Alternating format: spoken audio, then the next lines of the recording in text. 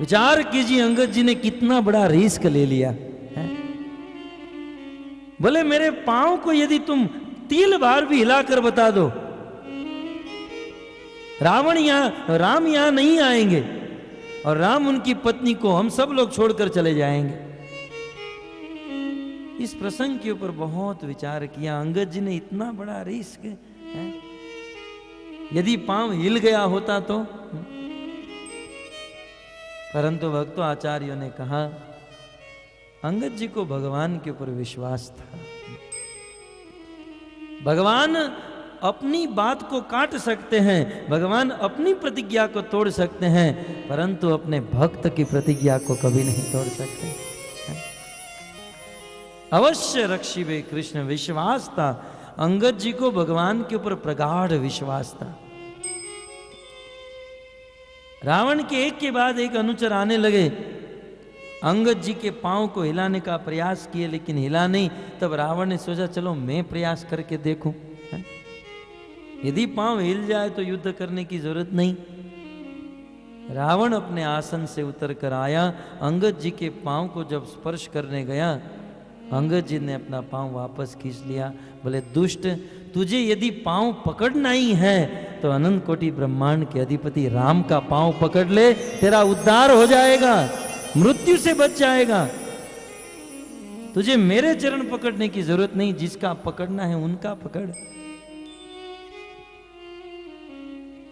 लेकिन संसार के दुष्ट लोग हैं, अपनी दुकान के मालिक का पांव पकड़ लेंगे, अपनी ऑफिस के सेठ का पांव पकड़ लेंगे, दुनिया के सब लोगों का पांव पकड़ेंगे, अपनी पत्नी का पांव पकड़ लेंगे, लेकिन भगवान का पांव नहीं पकड़ेंगे।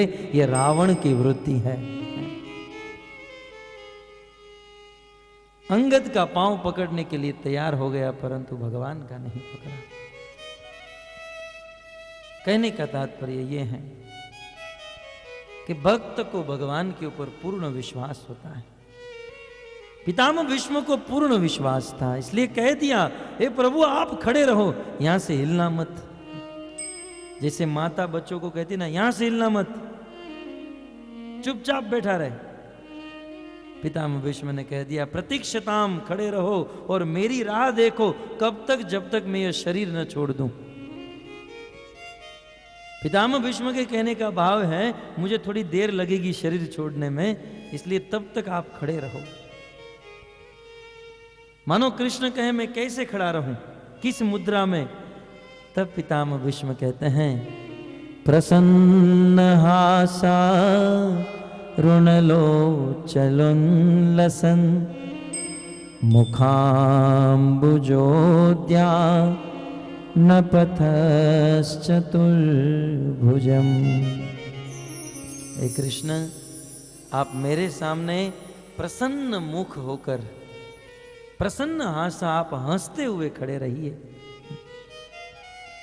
आपका मुखमंडल हंसते हुए मेरे सामने रखिए, क्योंकि आपका चतुर्भुज रूप जो है वो ध्यान करने योग्य है। जिस चतुर्भुज रूप का मैं निरंतर ध्यान करता हूं, अथवा जिस आपका जो चतुर्भुज रूप ही ध्यान करने योग्य है, ऐसे प्रसन्न वदन मुख से आप मेरे सामने खड़े रहिए। भक्तों, भगवान श्री कृष्ण का मुख सदैव प्रसन्न रहता है, सदैव हंसते रहते हैं, क्योंकि उनको उनके जीवन में कोई टेंशन है ही नहीं, चिंता है ही नहीं। हम लोग तो इतने चिंता में रहते हैं। एक पत्नी और 2-3 बच्चों का पालन पोषण करने में सुबह से लेकर शाम तक ऑफिस में जाते हैं, और रात को जब वह आदमी घर पर आता है उसके मुख के ऊपर देखते हैं तो लगता है भारत के प्राइम मिनिस्टर मनमोहन सिंह ने पूरे भारत का भार इसको सौंप दिया है। इतना तो चिंता में होता है आज का मनुष्य, इतना टेंशन में होता है। और दिल की चिंता मुख के ऊपर आ ही जाती है, क्योंकि face is index of the heart. हमारा ये जो मुख है हमारे हृदय की अनुक्रम मणिका है। परंतु भगवान निरंतर प्रसन्न रहते हैं, उनका मुख सदैव हंसता हुआ है। तो हे प्रभु, आप हंसते हुए प्रसन्न वदन से हमारे सामने खड़े रहिए। इस प्रकार पितामह भीष्म ने भगवान को निवेदन किया। तुरंत कृष्ण ने युधिष्ठिर को इशारा किया, युधिष्ठिर अब ये इनका कुछ और प्लान है, अब ये कुछ और करना चाहते हैं, तुम्हारा जो भी प्रश्न है इनको पूछ लो, क्योंकि मुझे ऐसा लगता है कि ये अपना शरीर छोड़ना चाहते हैं, ये छोड़कर चले जाएंगे, तुम्हारी जिज्ञासा अधूरी रह जाएगी। कृष्ण ने इशारा किया, युधिष्ठिर जल्दी जो पूछना है वो पूछ लो। तब युधिष्ठिर महाराज ने पितामह भीष्म को अनेकों धर्म, वर्ण और आश्रम के विषय में पूछा, और पितामह भीष्म ने उस समय युधिष्ठिर महाराज को बहुत सुंदर ज्ञान दिया। क्या क्या ज्ञान दिया? पुरुषस्व भाव विहितान यथा वर्ण यथा श्रमम वैराग्य रागोपादिभ्याम आम्न तो भय लक्षणा। पुरुषस्य स्वभाव विहितान, इस संसार में सभी मनुष्य के स्वभाव अलग अलग है, तो अलग अलग स्वभाव वालों के मनुष्य के लिए अलग अलग धर्मों का वर्णन किया है। यथा वर्ण यथा श्रमम, अलग अलग स्वभाव के अनुसार भगवान ने अलग अलग वर्ण और आश्रम का निर्माण किया है। जैसे 4 वर्ण, ब्राह्मण, क्षत्रिय, वैश्य और शूद्र, 4 आश्रम, ब्रह्मचारी, गृहस्थ, वानप्रस्थ और सन्यास। पितामह भीष्म ने ये सब कुछ वर्णन किया, एक ब्रह्मचारी को कैसे रहना, गृहस्थ को, सन्यासी को, पुरुष के स्वभाव के अनुसार। और क्या वर्णन किया? वैराग्य रागो उपाधि। इस संसार में हम मनुष्य बनकर आए हैं, तो मनुष्य का परम लक्ष्य है भगवान की प्राप्ति करना, और उस भगवान की प्राप्ति करने के लिए 2 मार्ग हैं, एक वैराग्य और दूसरा राग। इसे शास्त्रीय भाषा में निवृत्ति मार्ग कहते हैं और प्रवृत्ति मार्ग कहते हैं। निवृत्ति मार्ग उसे कहते हैं जो जन्म से ही सब कुछ छोड़ते रहें। जैसे सनत कुमार, ब्रह्मा जी के प्रथम पुत्र सनत कुमार, जन्म होते ही घर बार सब कुछ छोड़ दिया। और प्रवृत्ति मार्ग उसे कहते हैं संसार की कुछ वस्तु को स्वीकार करे, माता पिता को स्वीकार करे, पत्नी को स्वीकार करे, पुत्र को स्वीकार करे, और इन सब प्रवृत्ति में लगकर अंत में इन सब से मुक्त होकर भगवान की प्राप्ति करे। तो पुरुषों के स्वभाव के अनुसार इन धर्म का वर्णन हुआ है। कुछ लोग ऐसा पूछते हैं, प्रभु जी मैं गृहस्थ बनूं कि ब्रह्मचारी बनूं? अब आप गृहस्थ बनो या ब्रह्मचारी बनो, इसका उत्तर हम नहीं दे सकते। जिसका स्वभाव गृहस्थ बनने का है उसके लिए गृहस्थ बनना ही सबसे श्रेष्ठ वस्तु है। जिसका स्वभाव गृहस्थी का है और वो किसी का अनुकरण करके, किसी की देखा देखी में या भावुकता में आकर ब्रह्मचारी बन जाए, तो वह ब्रह्मचारी जीवन भर दुखी होता रहेगा और आगे चलकर हम अपने ब्रह्मचारी आश्रम को छोड़ देगा। तो भगवान की प्राप्ति करने के अनेकों मार्ग हैं, परंतु हमें उस मार्ग को स्वीकार करना है जैसा हमारा स्वभाव है। और जिसका ब्रह्मचारी का स्वभाव है, यदि वह विवाह कर लेता है तो जीवन भर दुखी रहता है। इसलिए सबसे पहले अपने स्वभाव को जानो, दुनिया के बारे में बाद में जानना। हम तो दिन जब उगता है और सुबह होते ही पेपर खोलते हैं, पाकिस्तान में क्या हुआ, अमेरिका में क्या हुआ, संसद में क्या हुआ, सबसे पहले अपने अंदर क्या हुआ ये जानिए। अपना स्वभाव क्या है, हमारा स्वभाव क्या है। और हमारे स्वभाव के अनुसार शास्त्र में धर्म का निरूपण हुआ है। तो अलग अलग स्वभावों के अनुसार अलग अलग धर्मों का निरूपण पितामह भीष्म ने किया। सुध गोस्वामी संक्षिप्त में बताते हैं किन किन धर्मों का निरूपण किया। तो कहते हैं दान धर्मान राज धर्मान मोक्ष धर्मान विभागशः स्त्री धर्मान भगवत धर्मान समासव्यासयोगतः।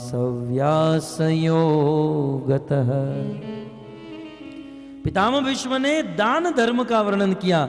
आइए मैं आपको संक्षिप्त में कह दूं, महाभारत में शांति पर्व में बहुत बहुत श्लोकों में लंबा लंबा उपदेश पितामह भीष्म के द्वारा दिया गया है, लेकिन यहां तो सुध गोस्वामी मात्र इंडिकेट कर रहे हैं। दान धर्म का उपदेश दिया। दान 4 प्रकार के होते हैं। 4 प्रकार के दान होते हैं। एक दान होता है तमोगुणी दान। तमोगुणी दान उसे कहते हैं जो दान करके दूसरों को परेशान किया जाए। मैं तुम्हें इतना दान देता हूं, वहां पर कथा मत होने देना, इसे कहते हैं तमो। ये दान तो है लेकिन ये तमोगुणी दान है। दूसरा है रजोगुणी दान। कुछ लोग दान करते हैं लेकिन दान करने से उन्हें अपनी प्रतिष्ठा चाहिए, प्रशंसा चाहिए, समाज में अपना नाम चाहिए। दान करने का उद्देश्य क्या है? अपना नाम बनाना। तो जो लोग अपना नाम बनाने के लिए दान करते हैं उसे रजोगुणी दान कहते हैं। तो कुछ लोग अपना नाम बनाने के लिए नहीं, स्वर्ग में जाने के लिए, पुण्य कमाने के लिए दान करते हैं, उसे सत्वगुणी दान कहा जाता है। तमोगुणी दान से अच्छा है रजोगुणी दान, और रजोगुणी दान से अच्छा है सत्वगुणी दान, जो स्वर्ग में जाने के लिए, पुण्य कमाने के लिए दान करते हैं। लेकिन सत्वगुणी दान से भी श्रेष्ठ दान यदि है तो वह है शुद्ध सात्विक दान। तमोगुणी दान दूसरों को परेशान करने के लिए, रजोगुणी दान अपनी प्रतिष्ठा बढ़ाने के लिए, सत्वगुणी दान अपने को स्वर्ग में ले जाने के लिए। लेकिन जो शुद्ध सात्विक दान होता है वो तो मात्र कृष्ण को प्रसन्न करने के लिए होता है, कृष्ण को खुश करने के लिए। शुद्ध सात्विक दान करने वाला दानी सोचता है कि मुझे भले दुख मिल जाए, मैं भले भटक जाऊं, मुझे भले कुछ न मिले, मैं भले नरक में जाऊं, लेकिन मेरे दान से मेरे प्रभु, मेरे कृष्ण प्रसन्न होने चाहिए। इसे कहते हैं शुद्ध सात्विक दान। अब हम लोग इन 4 प्रकार के दान के अंदर हमारी कैटेगरी फिट करके देख ले, हम कहां पर है। प्राय लोग रजोगुणी दान में, मेरा दान मेरा नाम होना चाहिए। परंतु शुद्ध सात्विक दान जिसे सीधे कृष्ण को प्रसन्न किया जाता है। जैसे कृष्ण को बुखार आया और नारद जी को कहा, नारद यदि कोई अपने चरण रज की दान करे और मेरे मस्तक पर लगा दे तो मैं ठीक हो जाऊंगा। किसी ने अपने चरण रज नहीं दी, तब नारद जी गोकुल में गोपियों के पास आए। बोले कृष्ण बड़े बीमार हैं और वे चरण रज चाहते हैं। तब सारी गोपियां नाच नाच कर गोनी भर भर के अपनी चरण रज देने लगी। नारद जी लेकर जाओ और हमारे श्याम सुंदर के मस्तक पर लगा दो। नारद जी ने कहा, तुम लोग ये अपनी चरण रज दान में तो दे रही हो, लेकिन इस दान का फल जानती हो? तुम्हारी चरण रज भगवान के मस्तक पर लगेगी, तुमको नरक में जाना पड़ेगा। यह है तुम्हारे दान का फल।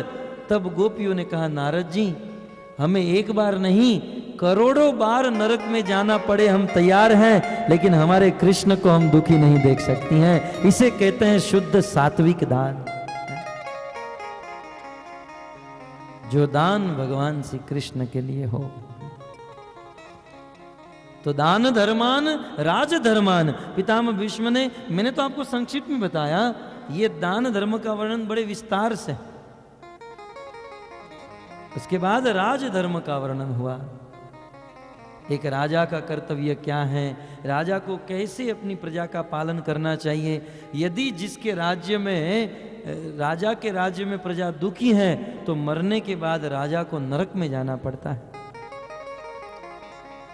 और जिस राजा के राज्य में प्रजा सुखी है तो उस प्रजा के द्वारा किए गए पुण्य का छठा हिस्सा उस राजा को वैसे ही मिल जाता है, बिना मेहनत बिना प्रयास किए। राजधर्म का वर्णन हुआ। तत्पश्चात मोक्ष धर्मान। इस संसार में प्राय लोग इस शब्द से परिचित हैं और बोलते हैं कि हमें मोक्ष प्राप्त करना है, मोक्ष करना है, लेकिन मोक्ष का वास्तविक अर्थ क्या है?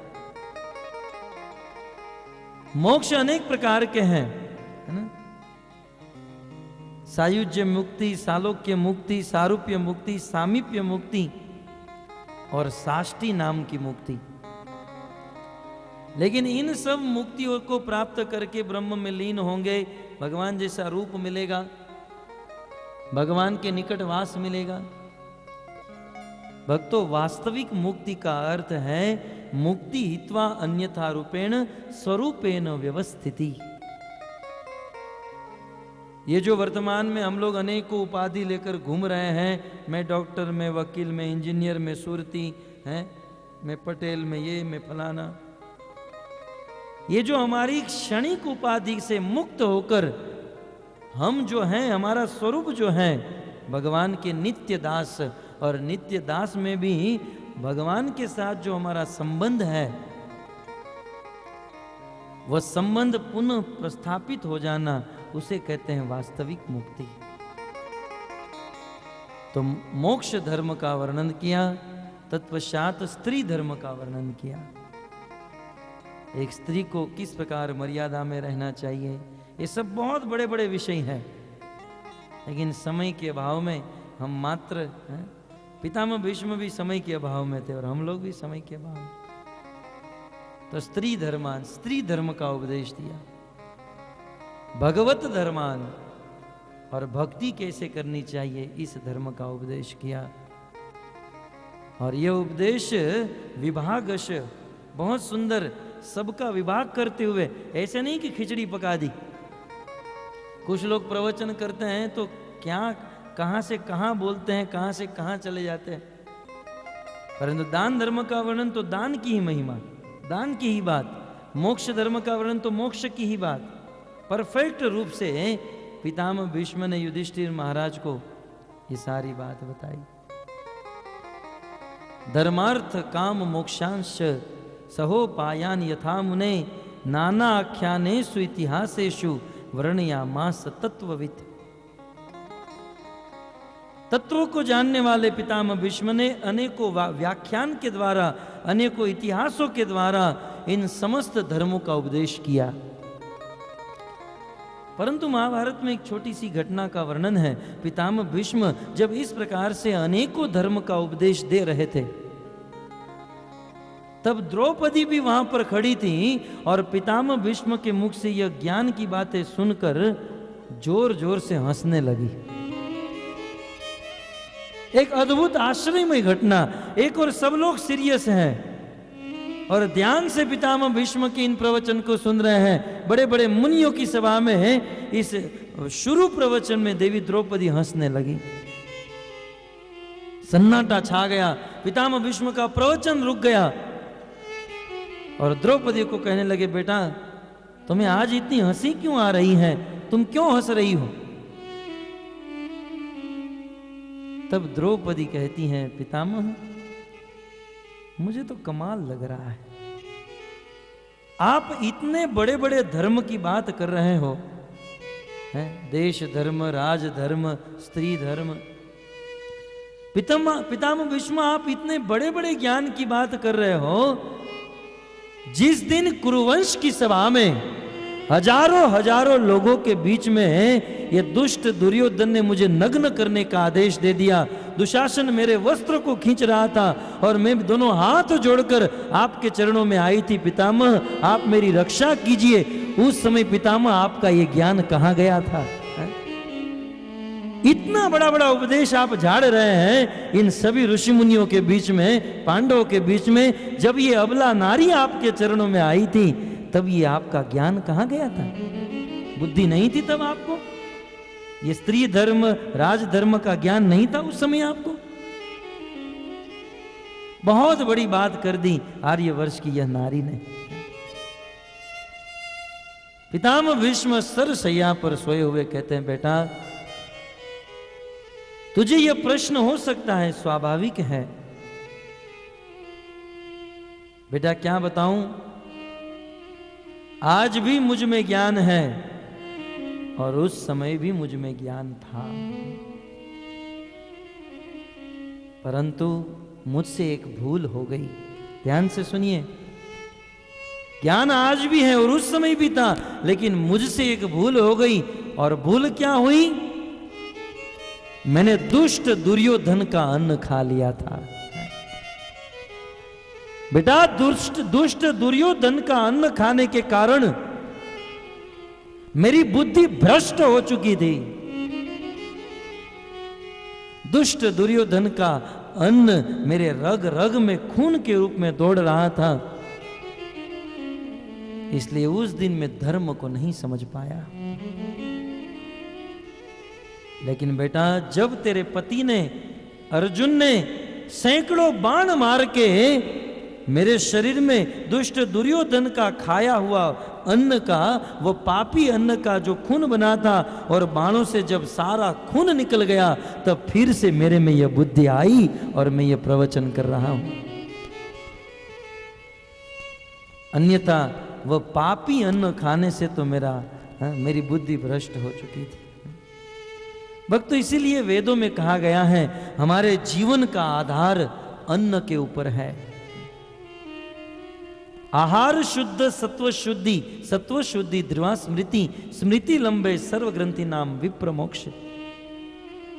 यदि हमारा आहार शुद्ध है तो हमारा मन शुद्ध होगा, मन शुद्ध है तो हमारा निर्णय शुद्ध होगा, यदि हमारे निर्णय शुद्ध हैं तो हमारे कार्य शुद्ध होंगे, और यदि हमारे कार्य शुद्ध हैं तो हमारी गति शुद्ध होगी।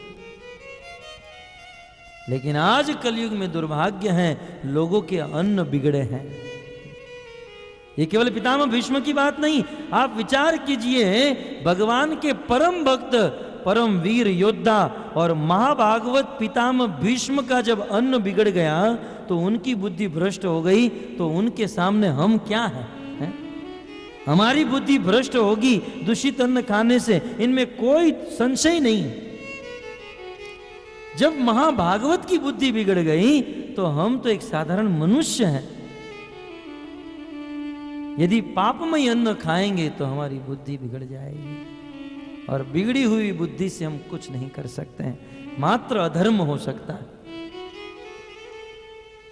इसलिए हमारे अन्न को सुधारना चाहिए।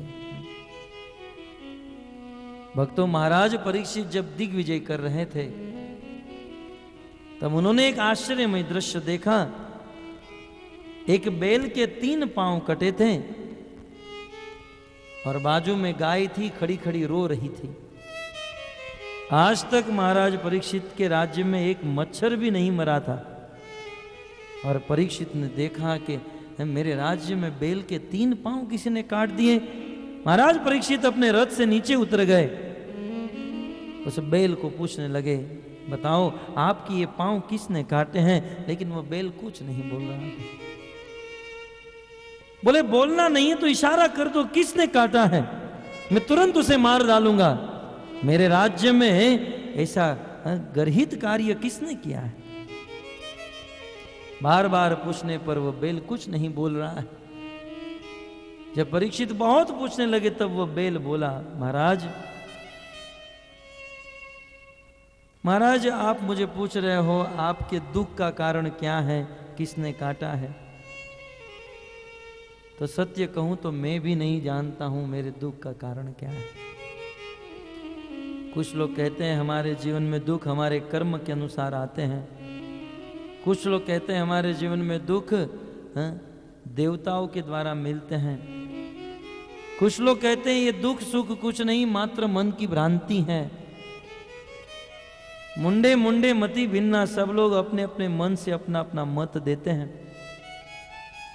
अब मैं खुद कंफ्यूज हूं, खुद चिंतित हूं, मेरे दुख का कारण क्या है? आप तो राजा हो, राजा बुद्धिमान होते हैं। अब राजन आप ही बताइए मेरे दुख का कारण क्या है?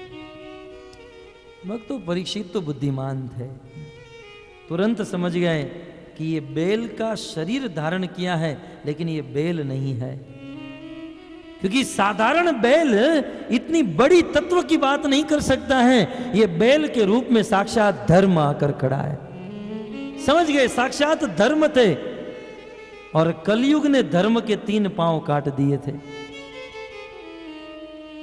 तुरंत महाराज परीक्षित की दृष्टि वहां से हटी तो कलयुग राजा का रूप लेकर हाथ में तलवार लेकर खड़ा था।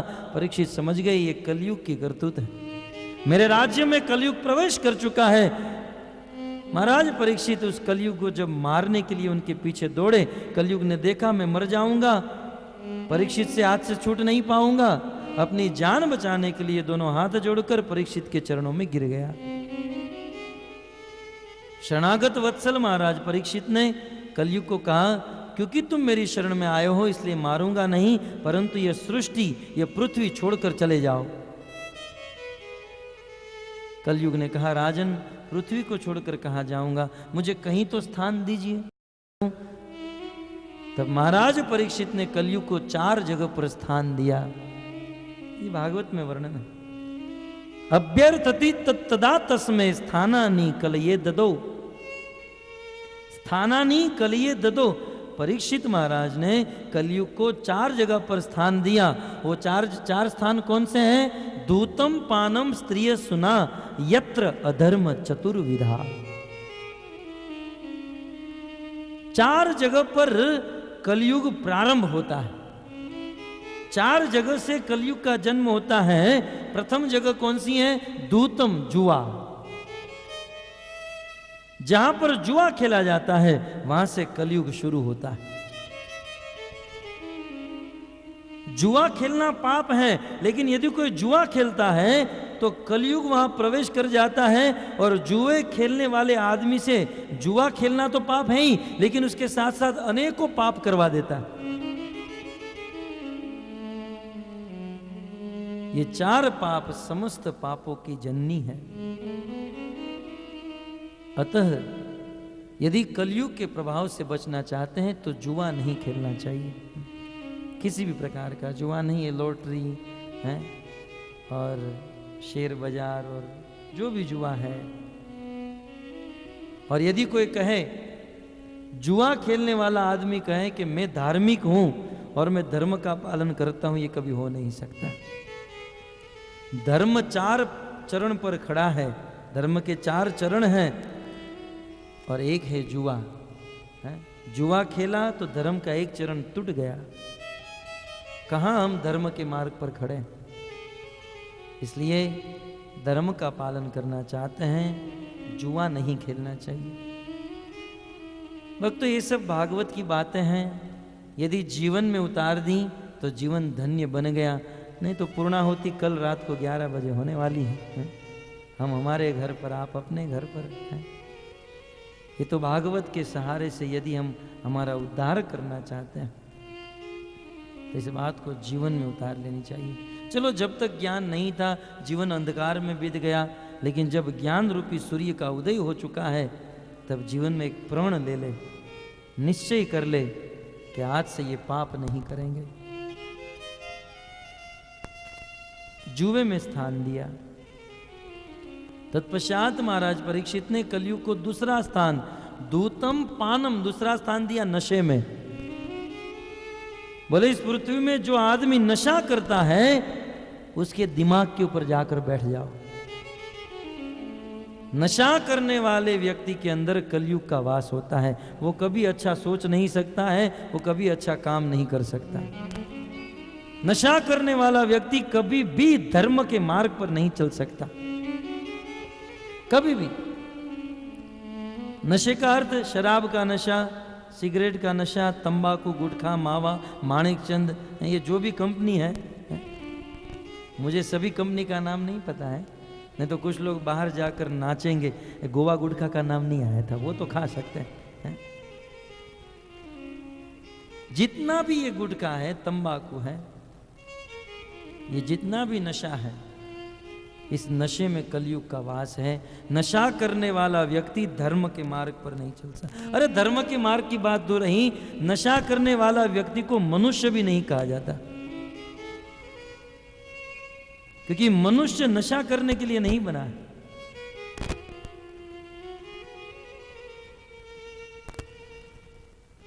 नशा, नशे में स्थान लिया तो। और भक्तों, ये शराब, सिगरेट, तंबाकू, ये सब तो नशा है, लेकिन चाय और कॉफी भी एक नशा है। चाय कॉफी पीने वाले कहेंगे कि हम धर्म का पालन करते, कभी हो ही नहीं सकता, झूठे हैं। क्योंकि बिना चाय के जिसकी आंख नहीं खुलती है। आज जब ये भागवत में बात आई कि चाय पीना, कॉफी पीना ये नशा है, नहीं पीना चाहिए, तो हम कहते हैं कि आप चाय मत पियो। बोले प्रभु जी, चाय पिए बिना तो आंख नहीं खुलेगी, चाय नहीं पिएंगे तो सिर दर्द हो जाएगा। इसका अर्थ ये हुआ ना कि चाय ने तुमको पकड़ लिया, चाय ने बांध दिया। ये साबित करता है कि चाय एक नशा है जिसके बिना हम रह नहीं सकते। तो चाय कॉफी ये सब नशा है। ये नशा करने वाला व्यक्ति कभी धर्म के मार्ग पर नहीं चल सकता। आप कितना हो धर्म करो, कितना भी धर्म करो, लेकिन ये सब पाप करते रहोगे तो वह धर्म करने का कोई मतलब नहीं। डॉक्टर के पास जाओगे तो डॉक्टर आपको दवाई देंगे और दवाई के साथ साथ परहेज भी देंगे, है ना, कि आपको खट्टा नहीं खाना है, ये नहीं खाना है। तो आप दवाई को लेकर घर पर आओ, दवाई पीते रहो, लेकिन डॉक्टर ने जो बात कही है उसको नहीं मानोगे और वही खट्टा खाते रहेंगे, तो कितनी भी दवाई खाते रहो आपकी बीमारी दूर नहीं होगी। कितना भी धर्म करो, दान करो, पुण्य करो, जब तक इन गलत आदतों से, जब तक इन अधर्मों से मुक्त नहीं होगे, धर्म के मार्ग पर नहीं टिक सकते। तो नशे से बचना चाहिए। तीसरा स्थान कहां पर दिया? धूतम पानम स्त्रिय। जो अवैध संग करते हैं, कोई पुरुष अपनी पत्नी के अलावा अन्य स्त्री के साथ संग करता है, या कोई स्त्री अपने पति के अलावा किसी अन्य पुरुष के साथ संग रखती हैं, तो वहां पर कलयुग का वास होता है, वहां से कलयुग प्रकट होता है। और ऐसे लोग कभी भी धर्म के मार्ग पर अटल नहीं रह सकते। अतः अवैध संग से बचना चाहिए। और चौथा स्थान कहते हैं सुना। सुना माने अखाद्य वस्तु। शास्त्र में एक मनुष्य को क्या खाना क्या नहीं खाना ये सब कुछ लिखा गया है। मनुष्य को मांस नहीं खाना चाहिए, मांस, अंडा, ये बकरे को काट कर खाते हैं, मुर्गे को काट कर खाते हैं, ये सब नहीं खाना चाहिए। और यहां तक शास्त्र में लिखा है प्याज और लहसुन भी नहीं खाना चाहिए। अब ये तो शास्त्र की बात है, व्यासपीठ के ऊपर बैठकर झूठ नहीं बोलेंगे। यदि जीवन में धारण किया तो उद्धार होगा, और नहीं तो सुनते आई हैं सब। प्याज, लहसुन और मांसाहार करने वाला व्यक्ति कभी भी धर्म के ऊपर नहीं टिक सकता। इसलिए इन वस्तुओं को छोड़ना चाहिए। इन सभी वस्तुओं में पाप छिपा है। और पितामह भीष्म ने ऐसा पापी भोजन किया था, और इसीलिए उनकी बुद्धि भ्रष्ट हो गई। महाभागवत होते हुए भी बुद्धि भ्रष्ट हो गई, तो हम तो साधारण मनुष्य, भ्रष्ट होने की बात बुरी, बुद्धि चालू ही नहीं होगी, बंद हो जाएगी। अतः हमारे जीवन में अन्न को सुधारना चाहिए। शुद्ध सात्विक आहार करें और उस सात्विक आहार को भगवान को अर्पण करें, क्योंकि कितना भी सात्विक आहार हो, भगवान को अर्पण न किया हो फिर भी वो पाप ही है। क्योंकि वनस्पति में भी जीवन है, जैसे बकरे को काट कर खाते हैं तो जीव की हत्या हुई, किसी पेड़ पौधे को काट कर खाया, फल को खाया, तो क्या फल में जीव नहीं है? उसमें भी जीव है, इसमें भी जीव है, दोनों में पाप है। परंतु वह फल फूल अन्न भगवान को अर्पित कर दिया तो उस पाप से हम मुक्त हो जाते हैं। और भगवान को अर्पण करने के बाद प्रसाद के रूप में जब ग्रहण करते हैं तब पापों से मुक्त होते हैं और भगवान का आशीर्वाद मिलता है।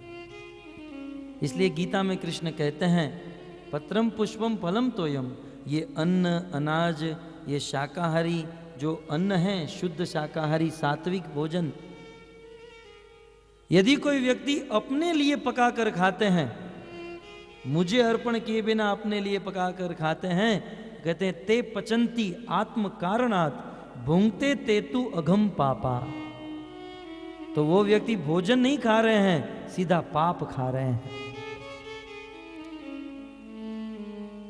इसीलिए कुछ लोग बहुत मेहनत करते हैं, प्रयास करते हैं, हमें भी भक्ति करनी है, लेकिन हो क्यों नहीं रही है? क्योंकि हमारा अन्न ठीक नहीं है, हमारा भोजन ठीक नहीं है। इसलिए चाहते हुए भी हम धर्म के मार्ग पर नहीं चल पाते हैं। भक्तों के लिए भी ये बात है, भक्त लोग चाहते हैं कि हम धर्म के मार्ग पर चले, नहीं चल पाते हैं। क्यों? क्योंकि अन्न बिगड़ चुका है। भगवान श्री कृष्ण कहते हैं दुष्ट अन्न न भोक्तव्यम, कभी भी दुष्ट अन्न नहीं खाना चाहिए। तो इस प्रकार पितामह भीष्म का यह प्रसंग, आप सब बुद्धिमान हो, यही शिक्षा है कि ये तामसिक अन्न मत खाइए, सात्विक अन्न और भगवान को भोग लगा कर खाइए। धर्म प्रवर्धतस्तस्य सकालः प्रत्युपस्थितः यो योगीन छन्द मृत्यो वांछित स्तुत्यरायणः। इस प्रकार अनेकों प्रकार के धर्म का उपदेश करते करते करते वह दिव्य काल उपस्थित हो गया, जिस काल की, जिस समय की प्रतीक्षा बड़े बड़े योगी करते हैं। बड़े बड़े योगी जिनकी मृत्यु अपनी इच्छा के वश में होती है, और अपने देह को छोड़ने के लिए बड़े बड़े योगी जिस काल की प्रतीक्षा करते हैं, वह उत्तरायण का काल प्रति उपस्थित हो गया। उत्तरायण का समय आ गया। भगवान भास्कर सूर्य देवता मकर रेखा को पार करके उत्तर की रेखा के ओर जाने का प्रयाण तैयार किए। मकर संक्रांति का समय आया, सूर्य की रेखा बदलने का समय।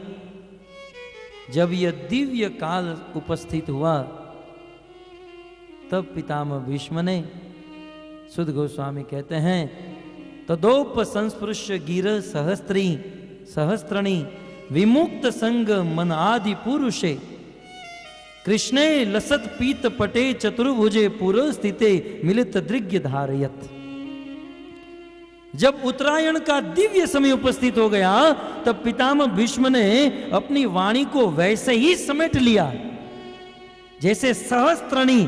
पितामह भीष्म महारथी थे। अकेले पितामह भीष्म सहस्त्र 1000 योद्धा को अपने वश में रखते थे। 1000 योद्धा पितामह भीष्म के साथ खड़े रहते थे और आदेश देते थे, आप सब लोग खड़े रहो, मैं अकेला काम करके आ जाता हूं। जैसे पितामह भीष्म हजारों योद्धाओं को अपने वश में रखते थे, वैसे ही पितामह भीष्म ने हजारों अर्थ वाली उनकी वाणी को अपने वश में कर लिया।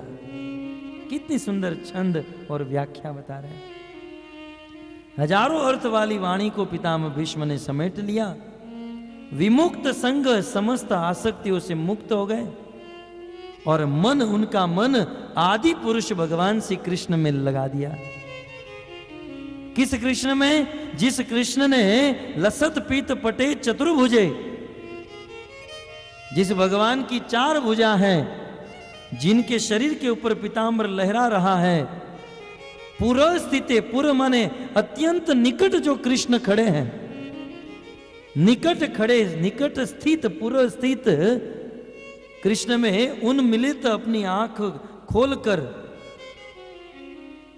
दृगव्य धारयत। पितामह भीष्म अपनी आंखें खोलकर कृष्ण के ऊपर देखने लगे। पितामह भीष्म कृष्ण को देखने लगे और कृष्ण पितामह भीष्म को देखने लगे।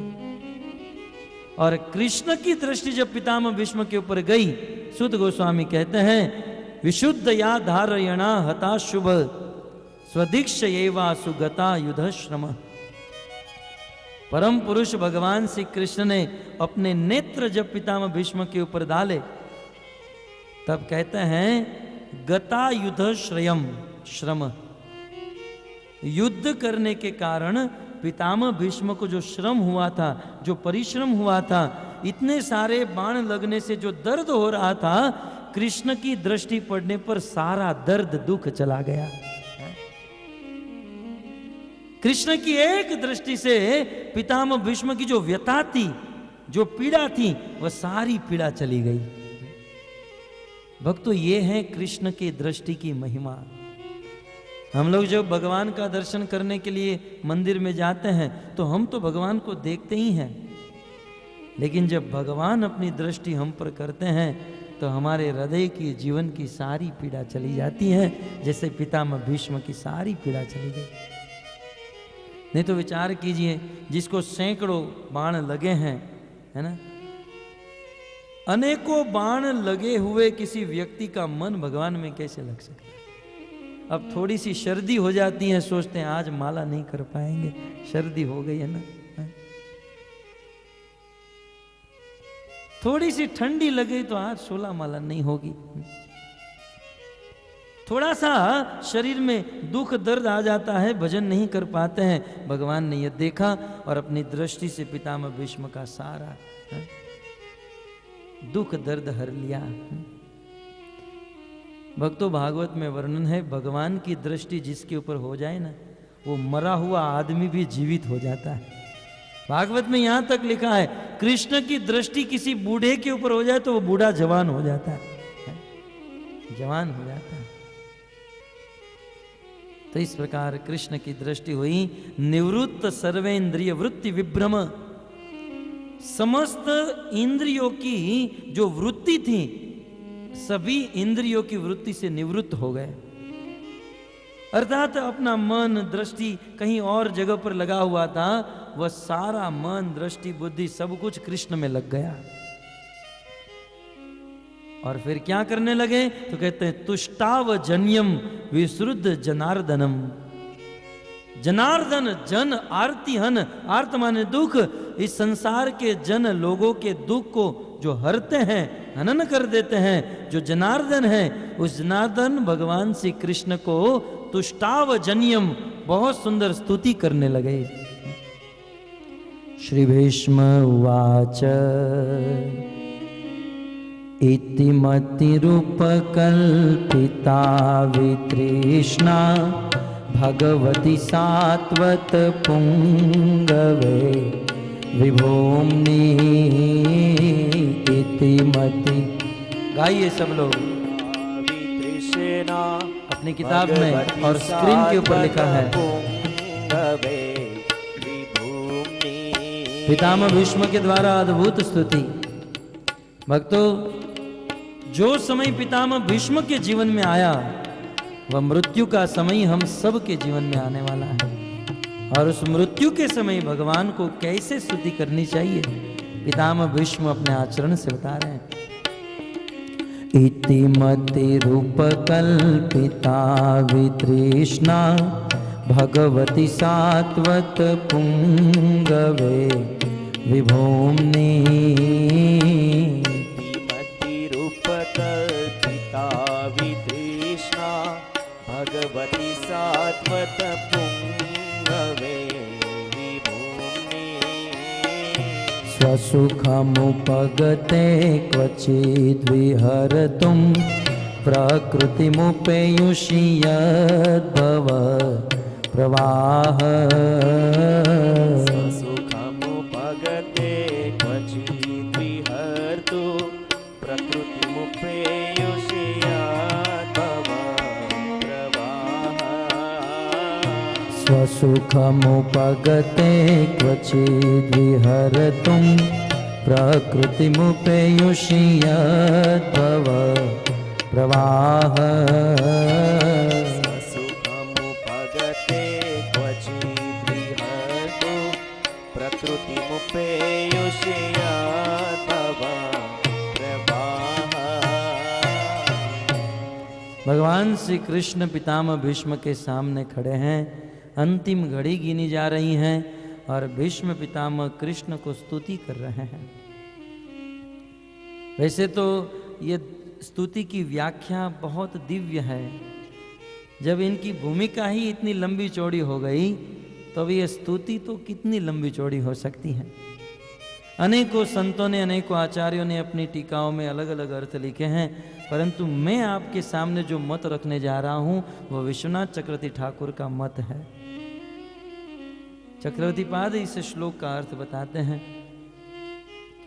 पितामह भीष्म भगवान श्री कृष्ण से कहते हैं, कृष्ण कृष्ण अब मैं मृत्यु की ओर जा रहा हूं और जाते जाते मुझे एक चिंता है। मानो कृष्ण कहे, क्या चिंता है? बोले, मेरी एक कन्या है और मरने से पहले मैं मेरी कन्या का विवाह आपके साथ कराना चाहता हूं। मेरी पुत्री है एक और मैं मेरी पुत्री की शादी आपके साथ कराना चाहता हूं। पूरा समाज है एक दूसरे से बातचीत करने लगा। बोले, ये कहां से कन्या को उत्पन्न कर दिया? ये तो अखंड ब्रह्मचर्य व्रत का पालन करने वाले। और जब इस प्रकार से बोले कि मेरी एक कन्या है, उसका विवाह आपके साथ कराना चाहता हूं, सब लोग के मन में प्रश्न खड़े हो गए। तब पितामह भीष्म ही इस बात को क्लियर करते हैं, कृष्ण चिंता मत करो, मेरी वो कन्या और कोई नहीं, मेरी बुद्धि ही मेरी कन्या है।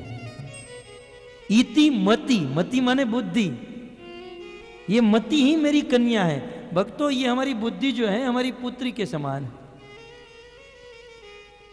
इस संसार में एक कन्या अपने पिता को जितना सुख देती है उतना और कोई नहीं देता है।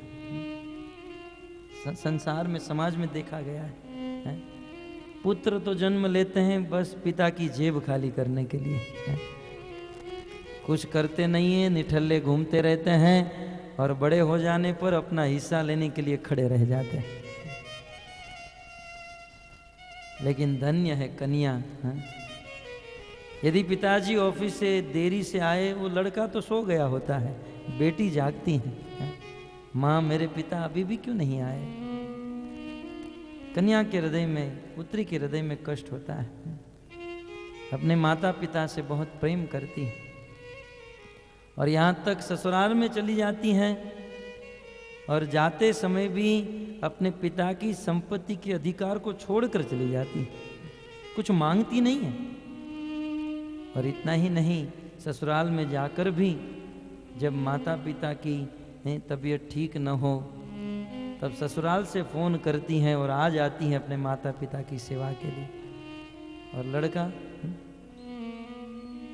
इसलिए पिता का स्वाभाविक प्रेम होता है अपनी पुत्री के ऊपर।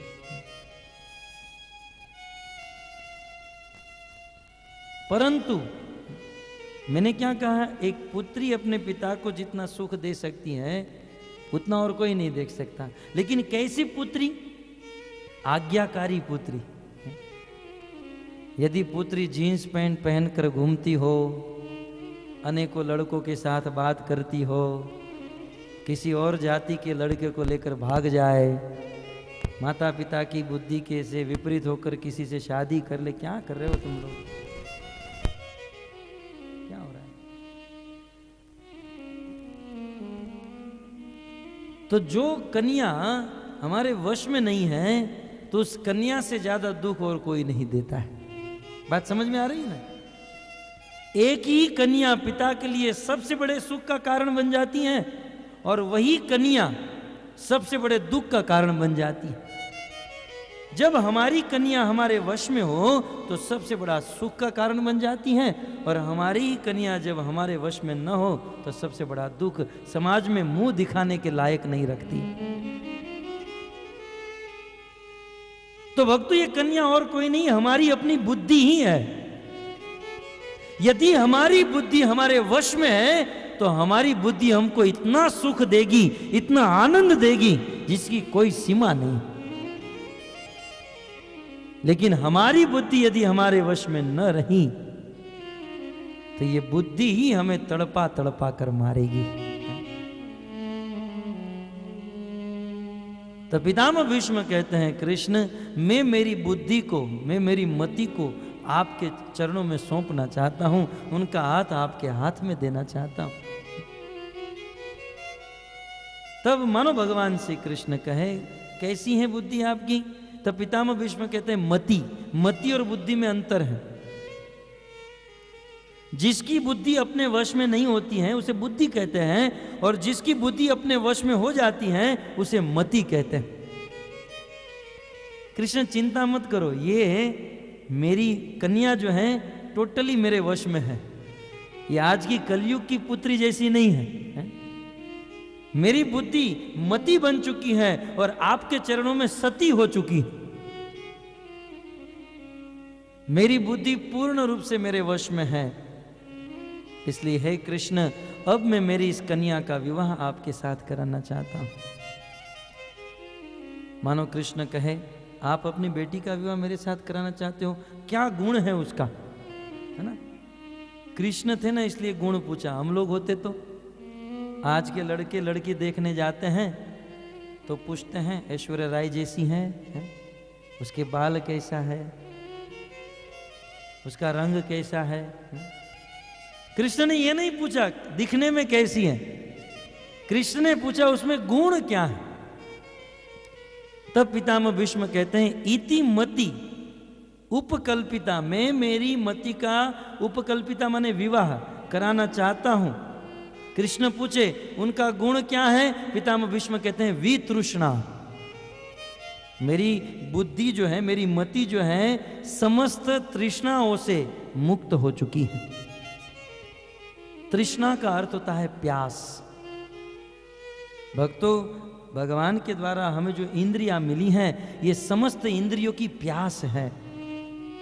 आंख गलत दृश्य देखना चाहती हैं, कान सुनना चाहते हैं, जीवा ज्यादा से ज्यादा टेस्ट चाहती हैं, और त्वचा दूसरों का संग करना चाहती, स्पर्श चाहती। ये 10 इंद्रियां अपनी अपनी विषयों को खींचना चाहती हैं।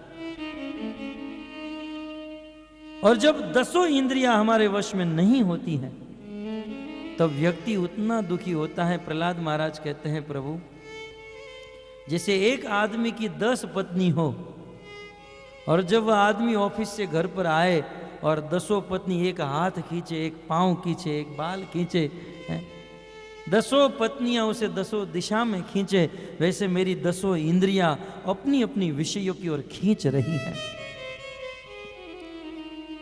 इंद्रियों की प्यास होती है ना? परंतु जब ये प्यास समाप्त हो जाती है, जब इंद्रियों की तृष्णा, भोग भोगतने की इच्छा जब समाप्त हो जाती है, तब व्यक्ति वास्तविक सुखी बनता है।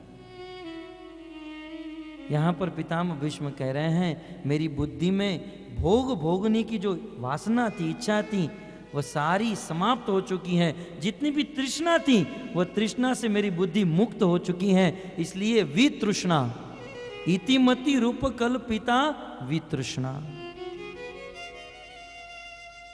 तब कृष्ण ने कहा कि आप अपनी कन्या का विवाह कराना चाहते हो, आप जानते हो किसके साथ शादी हो रही है आपकी कन्या की? बोले हाँ, भगवती सात्वत पुंगवे विभूमनि। मैं मेरी कन्या का विवाह साक्षात भगवान के साथ, आप भगवान हो।